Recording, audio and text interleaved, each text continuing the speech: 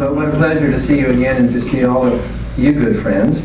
I was in Australia last month for the Rise of Atheism conference. Were any of you there by any chance? It's a long way to go. There weren't many Americans, and I got to, in 7 days, my first visit to Australia ever. I've always wanted to go down and see Australia.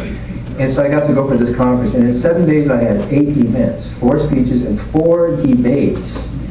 And I got to do a couple of opening remarks for the Rise of Atheism conference, which had 2,500 people. Wow.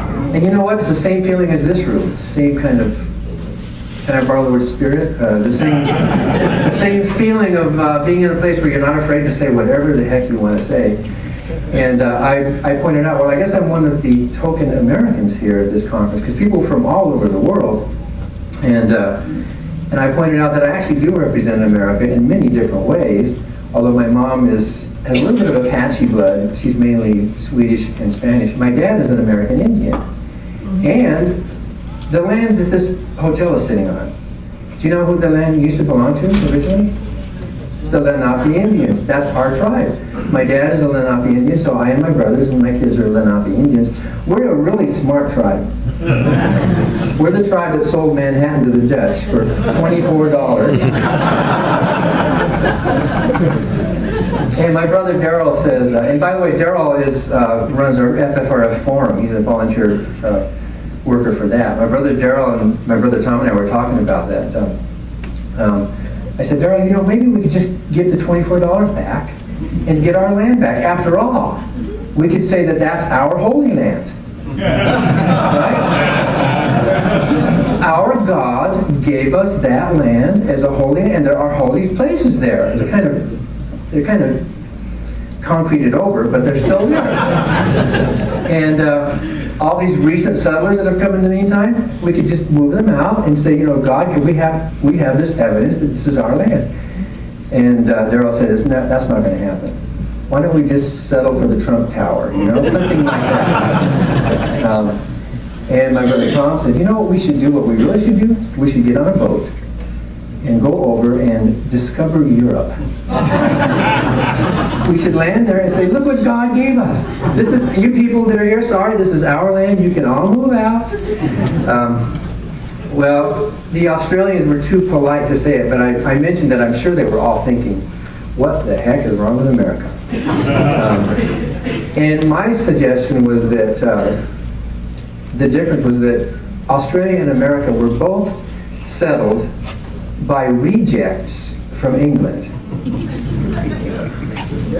They got the convicts and we got the Puritans. And so who's the lucky one, right?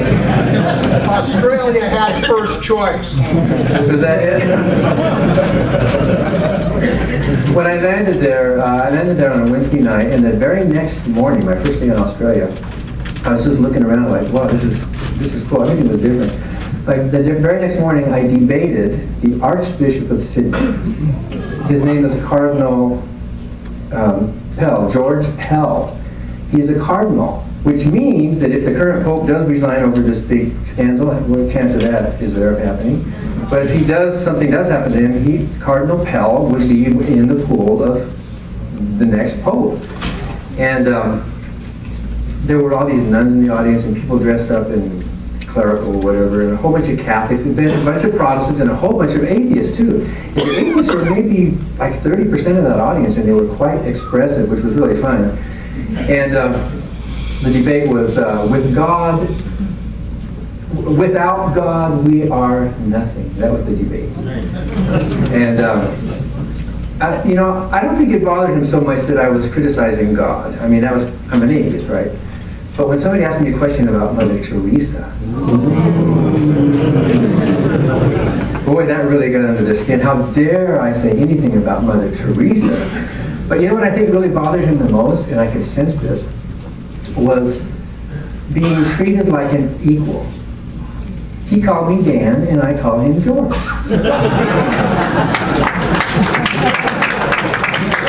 He was introduced as His Eminence, the Cardinal, you know. And it was just a 1 hour debate. It was funny. You can hear that. You can see that debate online through our website or something else. But at the end of the debate, after all was said and done, and his arguments were basic, I mean, just basic stuff that we've all done, you know, and he's saying it like no one's ever heard these things before. Did you know the fine-tuning of the initial constants? You know, those things, you know. And morality without God. Have atheists ever built any hospitals? And as they would say, well, yes, they have, lots of them. If nothing else, the Soviet Union built a lot of hospitals, right? I mean, hundreds of them. But at the end of the debate, we shook hands and we were going to take this agreed upon photo so we could have a document, a photo to show. And he looked at me and he said, "No, I don't want my photo taken with you." And he walked away. So there we go. I did not bring up the fact, although he was not convicted, he was accused of pedophilia. But he was not convicted, and what happened was a church-appointed inquiry did not exonerate him. The church-appointed inquiry said, a judge said that there wasn't enough evidence after all this time to come to a decision either way. So the church is claiming that as he is off the hook. But,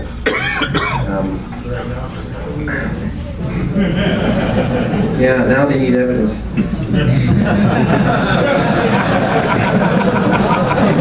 I could use that.